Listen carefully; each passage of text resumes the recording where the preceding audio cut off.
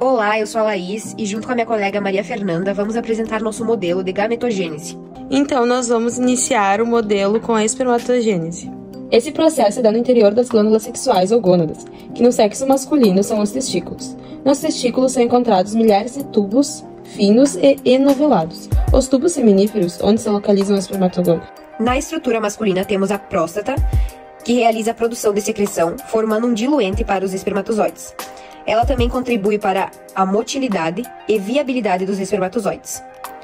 O epidídimo, que é onde os espermatozoides são armazenados e maturados, tem o ducto deferente, canal onde ocorre o transporte de espermatozoides maduros até o ducto da vesícula seminal, a vesícula seminal, que é onde produz o líquido viscoso alcalino, a uretra, que transporta o sêmen na relação sexual, e por fim, as glândulas bulbouretrais, atuam na secreção, diminuindo a quantidade de espermatozoides danificados.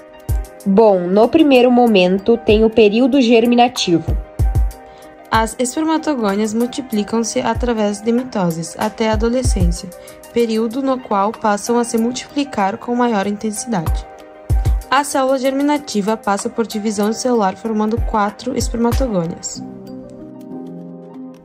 Depois da multiplicação, ocorre a fase de crescimento. Algumas espermatogônias crescem e duplicam seus cromossomos, transformando-se em espermatócitos primários, também chamados de espermatócitos 1. Depois ocorre o período de maturação.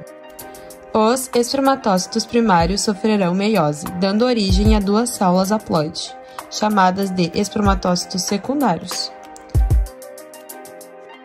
Os espermatócitos secundários sofrerão outra meiose, originando 4 células haploides, chamadas de espermátides. Espermiogênese. Por fim, as espermátides tornam-se espermatozoides maduros. A estrutura do espermatozoide. No início do flagelo dos espermatozoides, podemos encontrar mitocôndrias que têm a função de fornecer energia, sendo que na cabeça do espermatozoide podemos encontrar o acrosoma, originário do complexo de Golgi, que contém enzimas com a função de facilitar a penetração do gameta no óvulo. O núcleo do espermatozoide é o local onde os cromossomos paternos ficam armazenados. Agora nós iremos apresentar o modelo de ovogênese. Estrutura feminina. Os ovários são as glândulas femininas, sendo, portanto, responsáveis pela produção dos ovócitos. As tubas uterinas captam o óvulo e conduzem para o local da fecundação. É no interior de uma das tubas que o embrião se forma. Útero. O útero apresenta um papel extremamente importante para a reprodução humana, sendo o local onde o embrião implanta-se e o bebê desenvolve-se. Vagina. Órgão feminino para a cópula, sendo o local onde o sêmen é depositado. A vagina também é o canal pelo qual o bebê passa durante o parto. O processo então inicia pelo período germinativo. Inicia-se com a célula germinativa. Ocorrem sucessivas mitoses nas células precursoras dos gametas femininos, chamados de ovogônias. Essas divisões, que acontecem no epitélio germinativo do ovário, ocorrem no início da fase fetal, indo aproximadamente até o 3º mês de vida. Período de crescimento. No período de crescimento, as ovogônias começam a acumular substâncias de reserva e aumentam em volume. Nessa etapa, elas passam a ser chamadas de ovócitos primários. Período de maturação. No período de maturação, inicia-se o processo de meiose, porém esse não se completa e os ovócitos primários estacionam na prófase 1. A meiose continuará apenas após a estimulação do hormônio FSH, que ocorre na puberdade. O ovócito secundário, que é a célula lançada no momento da ovulação, começa a segunda divisão da meiose, mas o processo é inibido na metáfase 2. Ocorrendo a fecundação, a meiose completa-se e é liberado o segundo glóbulo polar ou glóbulo polar 2.